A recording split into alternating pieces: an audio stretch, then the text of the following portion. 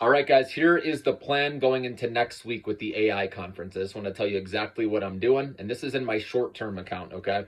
My long-term, I already have a small position in many different companies, okay, going on. But in my short-term swing account that I'm going to play up until Tuesday or Wednesday next week, okay, because the Fed meeting, remember, is March 19th and 20th, which is Tuesday and Wednesday. So I'll probably be out by Wednesday, okay? Because if Powell says they're going to have to push back interest rate cuts because of this PPI inflation report that came in hotter than expected, that won't be good for the small cap stock. So if you want to be safe, stick to the profitable names that do not have to raise capital with these higher interest rates, because it could be higher for longer still if it gets pushed down the road, okay, after this report.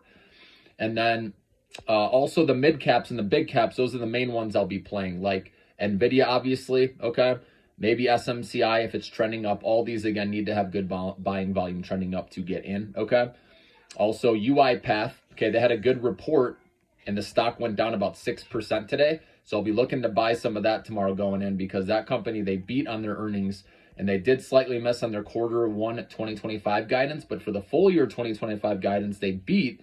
So I like that risk reward setup. So I'll be buying some of that one. Okay, their margins are good. That's a good company. They're on the right path, and they're an AI. Also, like Palantir, for example, I'm looking at getting in. Taiwan Semiconductor. Okay, those are good plays with the AI conference. All of them are profitable, obviously, and are in the middle of the AI boom we're seeing that are legit companies, okay?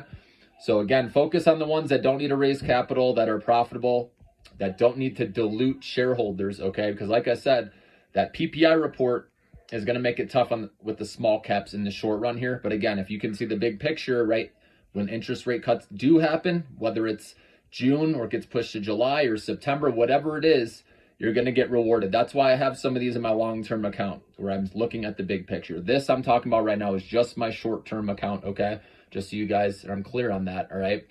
But also some other non-AI stocks I'll be looking at are Block and also Robinhood. They've had some good momentum lately, and especially if Bitcoin's going up, right? Those two usually go up because Block owns Bitcoin, obviously, on their balance sheet.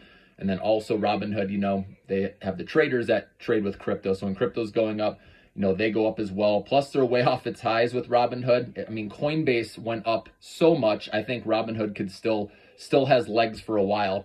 It could at least probably double from here if you're looking, for the rest of the year. All right. So those are a couple I like.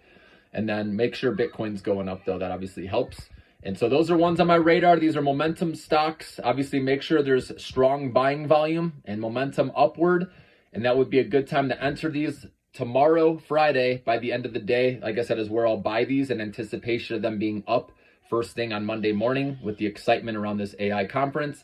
And then, like I said, I will exit my positions, okay, in my short-term account by Wednesday because of the Fed meeting and because Powell, if he says anything about not cutting rates now till later, okay, then, or if he pushes that out, that's not going to be good, obviously, for the small cap stocks, even the big cap. And that's where I think, the excitement over the AI conference as we get through midweek, will probably fade. And that's when you might see a sell off again. So that's my plan of attack, guys. Just want to let you know.